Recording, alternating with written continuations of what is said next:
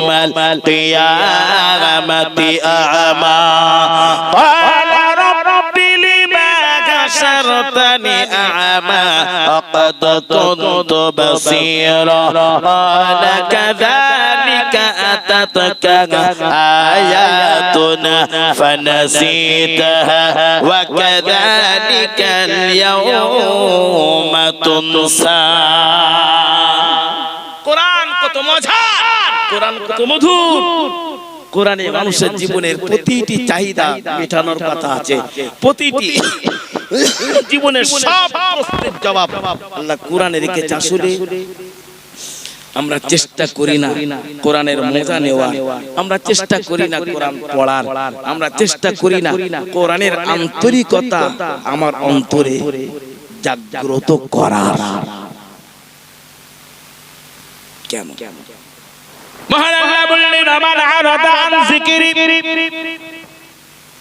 আমার জিকির থেকে যারা মাহরুম হয়ে যায় আমি আল্লাহর থেকে যারা দূর হয়ে যায় আমার থেকে যারা পৃথক হয়ে যায় আলাদা হয়ে যায় ইচ্ছা মতো যারা জীবন পরিচালনা করেছে আমি আল্লাহ তাদের জন্য ঘোষণা দিয়ে দিলাম ওয়ামান আরাদা আন যিকরি আমি আল্লাহর থেকে যারা দূরত্ব হয়ে যায় আমার জিকির থেকে দুনিয়াতে আমি আল্লাহ তাদের কম রুজি করেছি তাই বলে আমি আল্লাহ কাউকে বেরুজি করি না জোরে বলুন সুবহানাল্লাহ তুমি আমাকে ডাকো আর নাই বাড়াকো আমি আল্লাহ তোমাকে খাওয়াবো আমার নবী কাল্লা খাবিয়েছে নবী মুসা কাল্লা খাবিয়েছে নবী ঈসা কাল্লা খাবিয়েছে নবী ইউনূস কাল্লা খাবিয়েছে শুআয়ব নবী কাল্লা খাবিয়েছে হুদ নবী কাল্লা খাবিয়েছে ও মুসলমান ভাই আমার সালেহ নবী কাল্লা খাবিয়েছে দাউদ নবীকে আল্লাহ খাবিয়েছে तमाम পৃথিবীর প্রতিটা নবী রাসূলগুলোকে আল্লাহ খাবিয়েছে করিয়ে যদি বলতে হয় আল্লাহ দুশমন ছিল নমরুদ সাদ্দাত হামান কারুন ফেরাউন আবু জেহেলের মতো বেঈমান কাফেরেরা এই বিশ্ববিখ্যাত বেঈমানকে জলদি বলুন কে খাবিয়েছে জোরে বলেন এরই নাম কাফের আবু জেহেলকে আমি আল্লাহ খাবিয়েছি আমার বন্ধু হাবিবকে আমি আল্লাহ খাবিয়েছি সুবহানাল্লাহ বলে আবু জেহেলের কবরটা দেখে এসেছি গত এক সপ্তাহ আগে আবু জেহেলের কবর বদর থেকে আনুমানিক মোটামুটি 2-2.5 কিলোমিটার দূরত্ব বদর ময়দান থেকে তো সেই এরিয়াটা একটা এলাকা সেই এরিয়াটা সব কাফেরদের কবর তো আবু জেহেলের কবর যে জায়গাটায় এমন কোন পাগল নাই যে পাগল আবু জেহেলের কবর দেখলে অন্তত ওর কবরে একটা লাথি মারা এত মোটা মোটা পাথর তুলে ওর কবরে মারছে বেঈমানের বাচ্চা কাফেরের বাচ্চা বলে মনের রাগ যে রাসূলের উপরে কি নির্মম অত্যাচার ওরে বেঈমান তুই করেছিলি কেউ পাথর মারে কেউ লাথি মারে কেউ থুতু দেয় আমি একটা পাথর ছুঁড়ে মেরেছি মানে ওখানে গেলে যেন দুর্বল ব্যক্তি সবল হয় কাফেরের কবর দেখলে এটা খুব বাস্তব কাফেরদের একটা জায়গায় কোন কবর দেওয়া আছে এক কবরে সব ঢোকানো সেখানেও লোক পাথর মারছে রাসূল যে জায়গাতে বসে বসে আল্লাহর কাছে সিজদায় লুটিয়েছিলেন আল্লাহর দরবারে কেঁদেছিল সেই জায়গাতে একটি মসজিদ তৈরি করেছেন সেই মসজিদে 2 রাকাত নামাজ পড়ে দোয়া চাইলে আল্লাহ কবুল করেন মসজিদের নাম হলো মসজিদে আরিস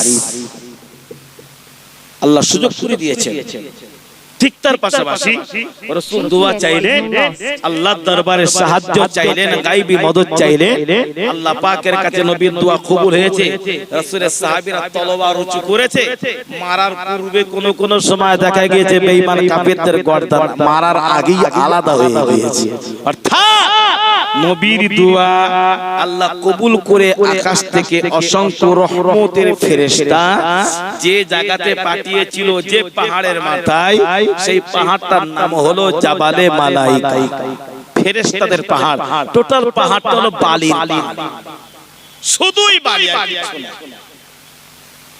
সব হাজিরা অনেক চেষ্টা করে ওঠার জন্য ছোট্ট একটা পাহাড় মতো অনুভব করা যায় কিন্তু উঠতেই হবে ওটা শেষ হয় না কত চোখে দেখলে মনে হবে এই একটু অল্প একটু পাহাড় 2 ঘন্টা 2.5 ঘন্টা ধরে হাজিরা উঠছে, কিন্তু শেষ প্রান্তে তখনও যেন উঠতে পারে না, এখনো যেন আরো অতটা উঠতে হয়। যে পাহাড়ে দোয়া চাইলে আল্লাহ কবুল করে। মক্কা মদিনার দেশ তো দোয়া কবুল হবার দেশ, দোয়া কবুল হবার দেশ। চলো তাহলে আমি আপনাকে বোঝাতে চেয়েছি, আল্লাহ যেমন নবীদেরকে খাওয়ায়, আল্লাহ কাফেরগুলোকে খাওয়ায়, আল্লাহ ঈমানদারকে খাওয়ায়, আল্লাহ বেঈমানকে খাওয়ায়। এরই নাম হলো আল্লাহ। আল্লাহর কত দয়া। ও বান্দা বান্দি মনে রাখো, হয়তো তোমার কম রুজি করেছি, তাই বলে আমি আল্লাহ কাউকে বেরুজি করি না। তবে মনে রেখে দাও, দুনিয়াতে যখন তুমি তোমার রবের হলে না, তুমি যখন আমি আল্লাহর হলে না, কিয়ামতের দিন আমি আল্লাহ তোমার হব না, হব না, হব না। দুনিয়াতে তুমি আমার নয়, কিয়ামতের বিচার দিনে আমি আল্লাহ তোমার নয়। কিয়ামতের কঠিন দিন যদি আল্লাহ আমার না হয়, আল্লাহ আমার হবে না মানে আমার হবে শয়তানি ইবলিস। ঠিক না? আল্লাহ আমার না মানে আমার কে?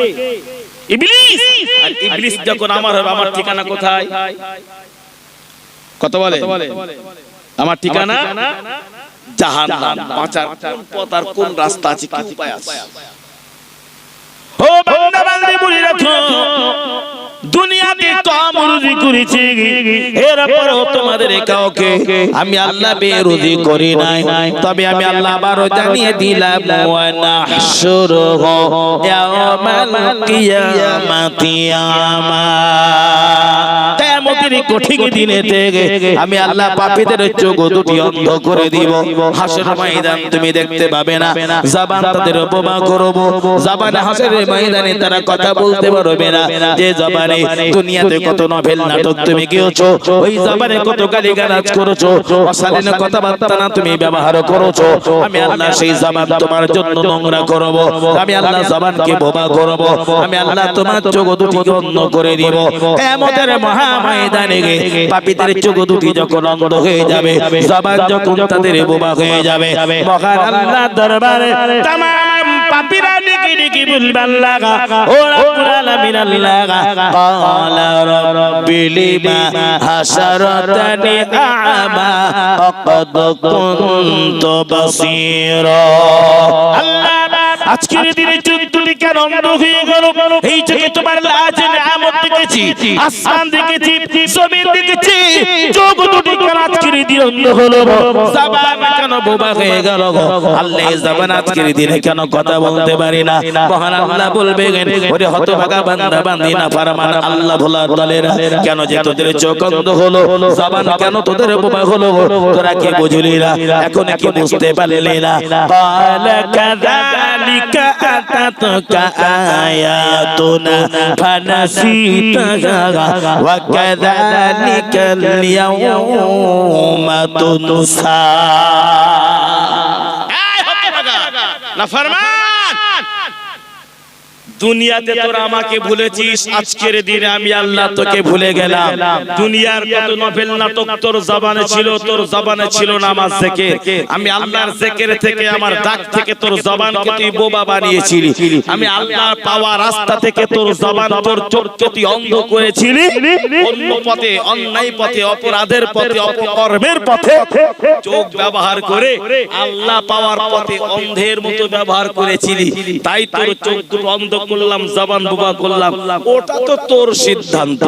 চোখ তো অন্ধের মতো দুনিয়ায় ব্যবহার করলি, ওটা তো তোর সিদ্ধান্ত।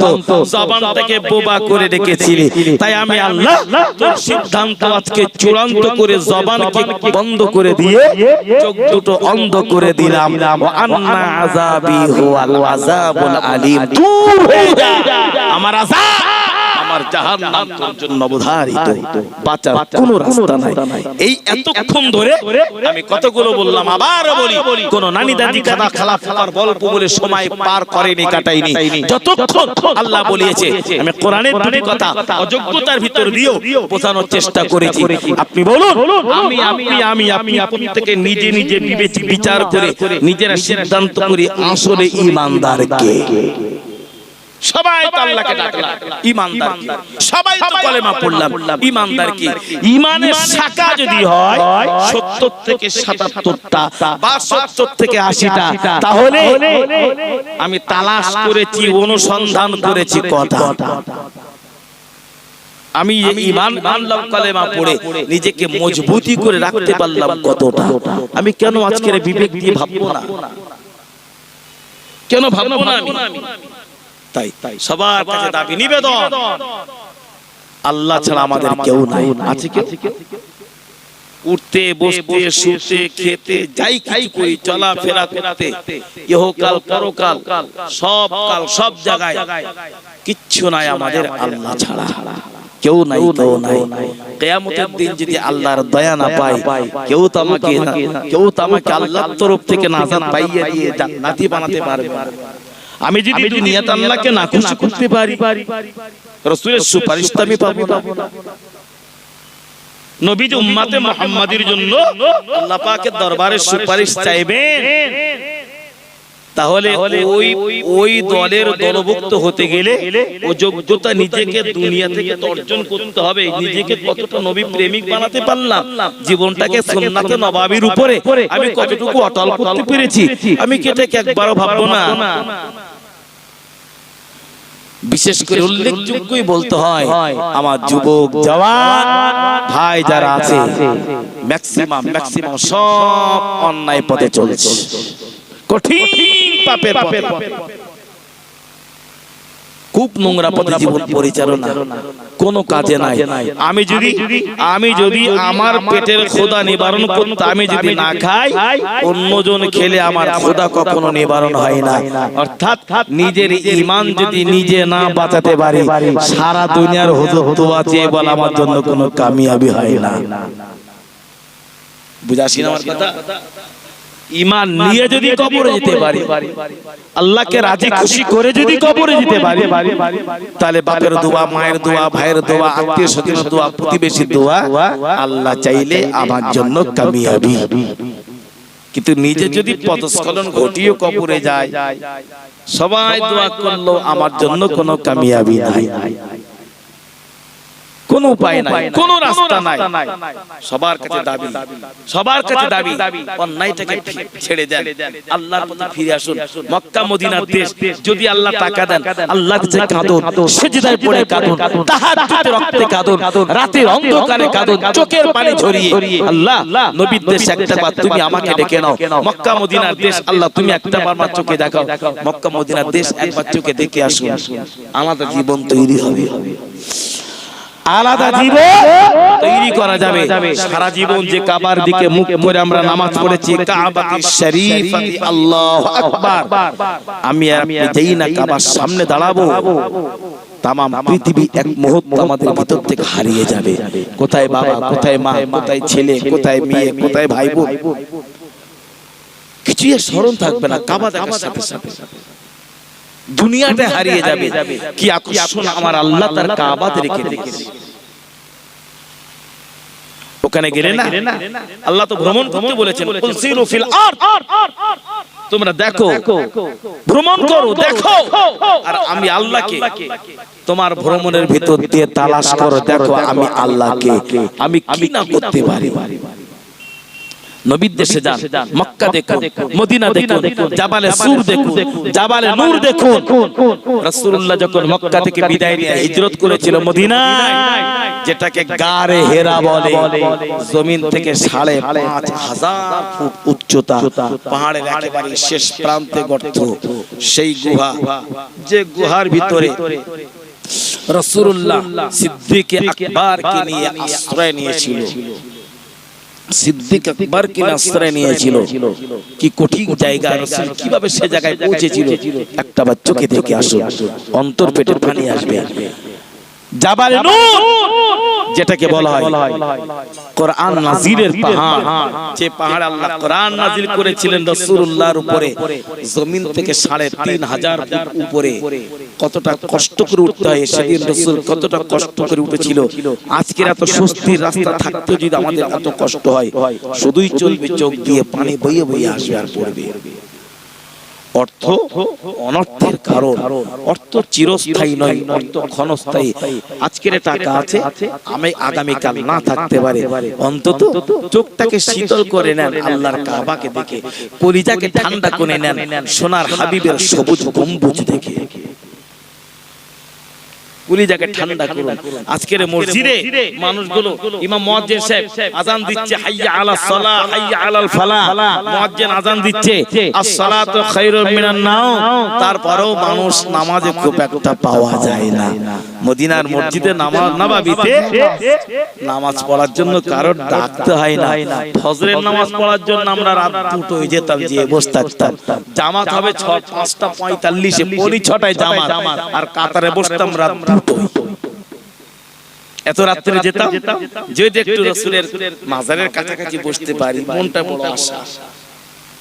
সবাই যেত, শুধু আমি বলে না, লাখ লাখ মানুষ হাজী সাহেবেরা মসজিদে নববীতে এক জামাতে 20 লক্ষ মানুষ নামাজ আদায় করেন।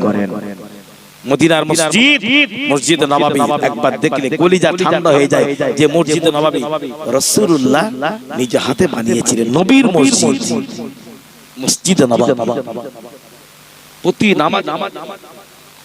প্রতি নামাজের অর্থে লাখ লাখ হাজি, শুধু যতই মানুষ ঘুমাক সতর্ক, কখন নামাজ পড়বো, কখন নামাজ পড়বো। 40 ওয়াক্ত নামাজ ওখান থেকে ট্রেনিং নিতে হয়, শুধু ওটার জন্য না, ওখান থেকে ট্রেনিং নিয়ে নাও, নামাজের আন্তরিকতা তৈরি হবে। তুমি তোমার আপন দেশে যে জামাত থেকে নিজেকে কখনো মাহরুম করো না। তোমার জীবনের সব চাহিদা যদি তুমি পূরণ করতে যাও, নামাজের ভিতরে আল্লাহ পাকের সাগিদার সেজদাই তুমি লুটিয়ে যাও। যিনি তোমার সব চাহিদা পূরণ করতে পারেন তিনিই হলেন আমাদের আল্লাহ। সবার কাছে দাবি, অন্যায় অপরাধ অপকর্মের পথ থেকে ফিরে এসে আসুন সবাই আমরা কোরআনের পাগল হই, আমরা সবাই কোরআনের প্রেমিক হই। কোরআনের জজবা, কোরআনের মহব্বত, কোরআনের আন্তরিকতা, কোরআনের প্রেম আল্লাহ আমাদের সকলের অন্তরে জাগ্রত করে দেন। সবাই বলুন আল্লাহুম্মা আমিন। আল্লাহ আমাদের সবাইকে খারাপি থেকে হেফাজত করেন, অন্যায় অপরাধ অপকর্ম থেকে আল্লাহ আমাদেরকে বাঁচিয়ে নিয়ে আল্লাহর দ্বীনের পথের প্রতীক বানান, যে পথে চললে আমার আল্লাহ পাওয়া যায়। আমরা সবাই যেন সেই পথের প্রতীক হতে পারি, আল্লাহ কবুল করেন। সবাই আরেকবার বলুন আল্লাহুম্মা আমিন। ওয়া আখিরু দানা আনিল হামদুলিল্লাহি রাব্বিল আলামিন ওয়া মা আলাইনা ইল্লাল বালাগ। আসসালামু আলাইকুম ওয়া রাহমাতুল্লাহি ওয়া বারাকাতুহু।